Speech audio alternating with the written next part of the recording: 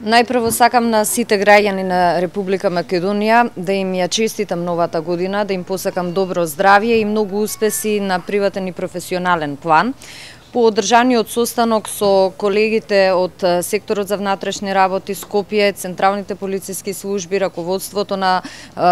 полицијата која е надлежна за јавниот ред и мир и се разбира раководството на полициската станица Центар, констатиравме дека новата година пред се помина во мирна и празнична атмосфера, без посериозни и поголеми нарушувања на јавниот ред и мир, што може да го илустрираме и со бројките. Имено на територијата на цела Република Македонија имаме евидентирано 20 нарушувања на јавниот ред и мир, што е бројка која е далеку пониска од вообичаената бројка во условно речено редовните термини, односно кога не се прославува. Инаку на територијата на Скопје имаме регистрирано 4 нарушувања на јавниот ред и мир и неколку сообраќајни несреќи кои за среќа се без сериозни последици, што значи дека добрата распореденост на полициските службеници, превентивните активности кои ги превзедовме, но и совесното однесување на граѓаните ги даде своите ефекти. Исто така за илустрација, например, на територијата на градот Скопје вообичаено во другите денови имаме значително поголем број на настани од ваков тип.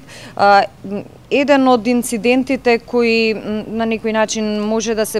окарактеризираат како посериозни е инцидентот кој се случи во Кисела Вода, каде што е нападната брзата помош, односно возило на брза помош и во кој има тешки телесни повреди, и можам да кажам дека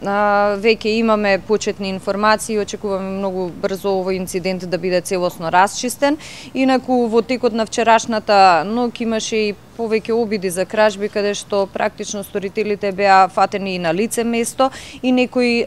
поситни дела кои не се карактеристични само за денови кога се прославува, туку се нешто што полицијата вообичаено го регистрира во своето редовно работење. Каква е состојбата со граничните премини, има застој? Па во моментов немам информација дека на некој од граничните премини има проблеми или било какви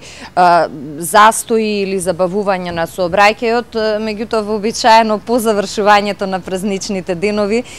интензитетот на патници се зголемува и на почетокот на празничните денови. Докаде процедурата за расчистување на инцидентот во Бит Пазар во недела што се случи, каде што беше испукано и куршум од страна на Алфите? Не ми е јасно за кој инцидент прашувате, меѓутоа по однос на сите инциденти кои се евидентирани кај нас се постапува седонивното расчистување.